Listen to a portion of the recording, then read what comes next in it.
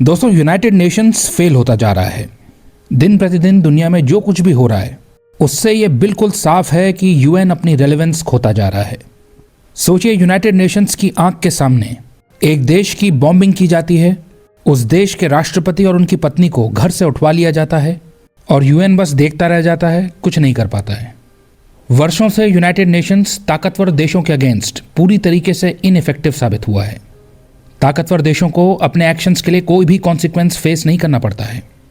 इसलिए आए दिन यूनाइटेड नेशंस को इस प्रकार के अनकंफर्टेबल क्वेश्चंस का सामना करना पड़ता है कि यूएन ग्लोबल पीस को प्रोटेक्ट करने की अपनी मैंडेट को क्यों नहीं मीट कर पा रहा है।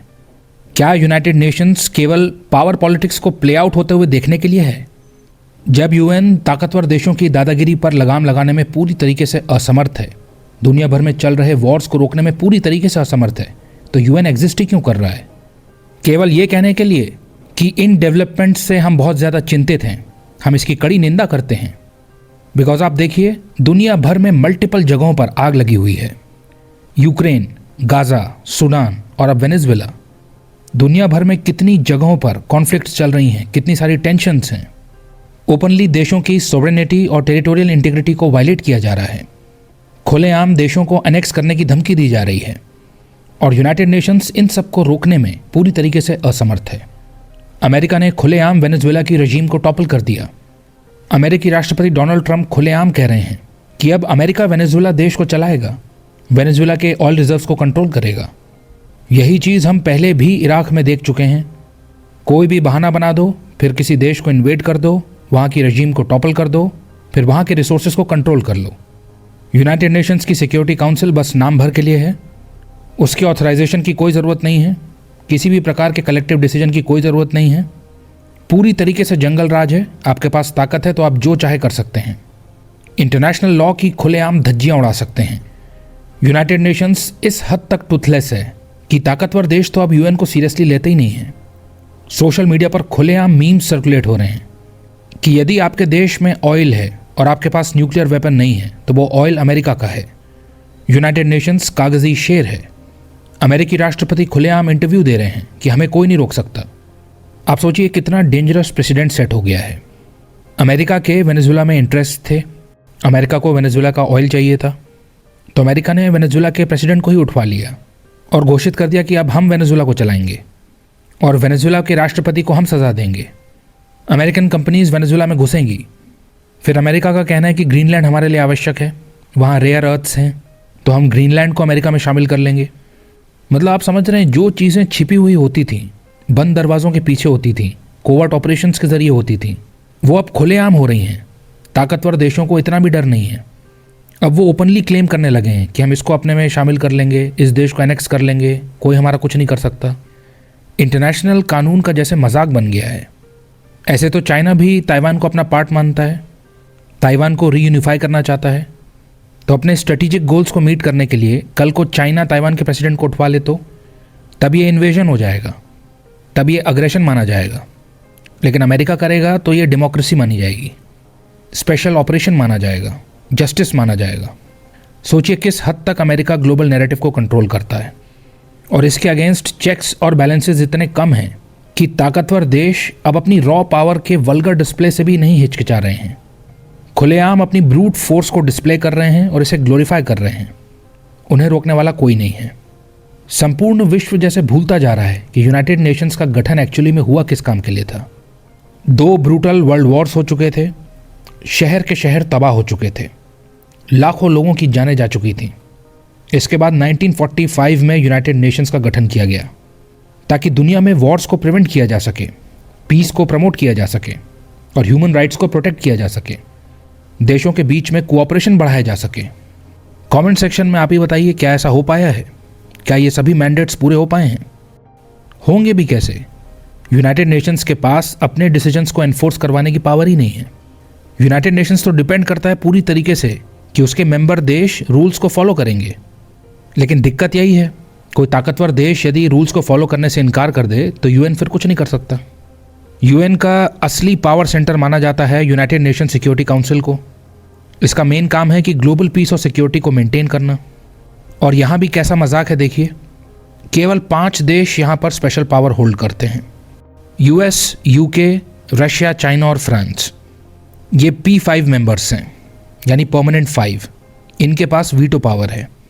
तो इनमें से एक के भी यदि इंटरेस्ट मीट नहीं होते हैं तो वो वीटो कर देता है, जिसके बाद यूएन स्टक हो जाता है। आप देखिए, रशिया ने यूक्रेन को इन्वेड किया, तो अब यूएन सिक्योरिटी काउंसिल में यदि रशिया के अगेंस्ट कोई रेजोल्यूशन आता है तो रशिया उसको वीटो कर देगा। गाज़ा वॉर में यदि इजराइल के अगेंस्ट कोई रेजोल्यूशन आता है तो इजराइल का एलाई यूएस उसको वीटो कर देगा। ऐसे ही पाकिस्तान बेस्ड टेररिस्ट ग्रुप्स के अगेंस्ट जब एक्शन की बात आती है तो पाकिस्तान का आयरन ब्रदर चाइना उसको ब्लॉक कर देता है। तो इस प्रकार ये चंद देश वीटो पावर का मिसयूज़ करते हैं। ये एक वेल नोन पैटर्न है।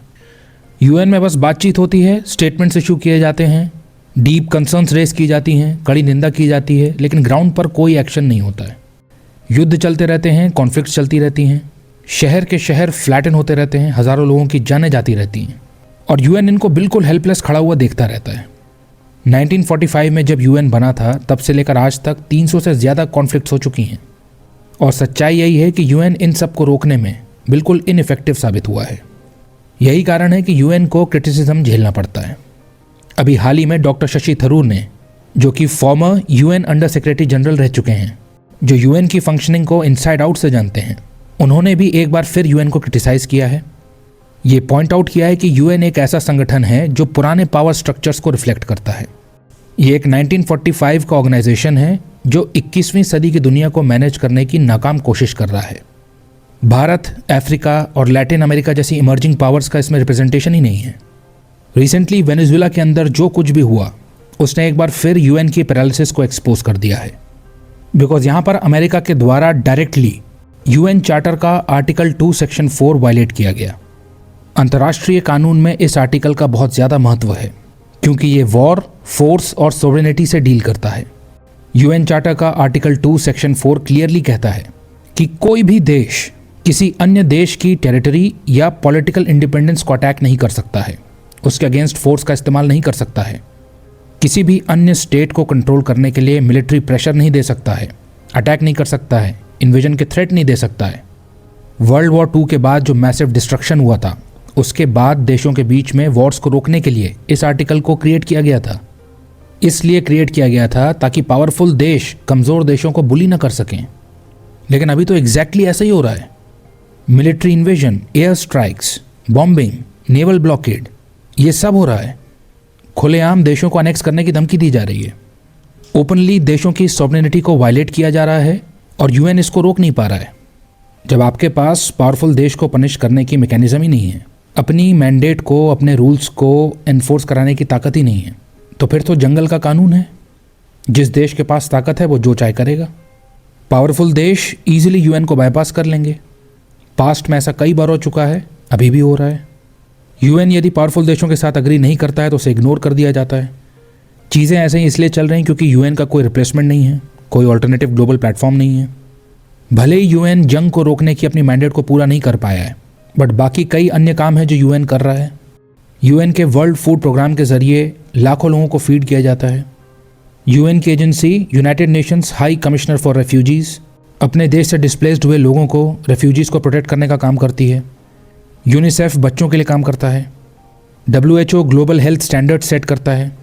इन सब की फंक्शनिंग में भी काफ़ी सारे लैप्सेस होते हैं, काफ़ी सारी कमियां होती हैं, लेकिन दिक्कत यह है कि इसका रिप्लेसमेंट नहीं अपने पास। यूएन एग्जिस्ट करता है तो कुछ हद तक ये सब चीज़ें हो पाती हैं। तो इन सब चीज़ों में यूएन के द्वारा कुछ अच्छा काम ज़रूर किया जा रहा है, बट वॉर्स को रोकने और ग्लोबल पीस प्रमोट करने के अपने मैंडेट में यूएन पूरी तरीके से इनइफेक्टिव साबित हुआ है। काफ़ी सारे एनालिस्ट्स यूएन को कॉम्प्रोमाइज्ड मानते हैं क्योंकि ये पावरफुल देशों को अकाउंटेबल नहीं ठहरा पाता है, अपने रूल्स को एनफोर्स नहीं कर पाता है। यूएन का आइडिया बहुत अच्छा है, लेकिन ये स्ट्रक्चरली कंस्ट्रेंड ऑर्गेनाइजेशन है। आज के डिवाइडेड वर्ल्ड को यूनाइट करने में असक्षम है। तेज़ी से इररिलेवेंट और आउटडेटेड होते जा रहे इस ऑर्गेनाइजेशन को इमीडिएट रिफॉर्म्स की सख्त आवश्यकता है। सिक्योरिटी काउंसिल को तुरंत एक्सपैंड करना पड़ेगा। इमर्जिंग पावर्स को रिप्रेजेंटेशन देना पड़ेगा। ग्लोबल साउथ को स्ट्रॉन्गर वॉइस देनी पड़ेगी। अग्रेशन के केसेस में वीटो पावर को लिमिट करना होगा।